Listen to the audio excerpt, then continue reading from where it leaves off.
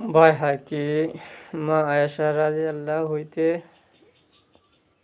রেওয়াত করেন, আস্তে এবং গোপনে আমল করা প্রকাশ্যে আমল করার চেয়ে 70 গুণ বেশি ফজিলত রাখে।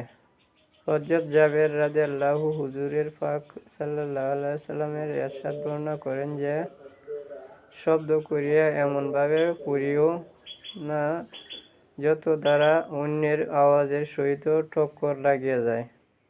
হযরত ওমর বিন আব্দুল আজিজ রহমতুল্লাহ মদিনার মসজিদে জনৈক ব্যক্তিকে জোরে কুরআন শরীফ পড়িতে শুনিলেন।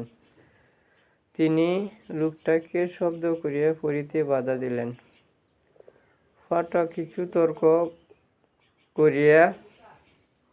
করিতে চাইলে তখন তিনি বলিলেন, যদি আল্লাহর সন্তুষ্টির জন্য পড়িতে চাও তবে আস্তে পড়ো, যদি মানুষের জন্য পড়ো তবে সেই পড়া বৃথা।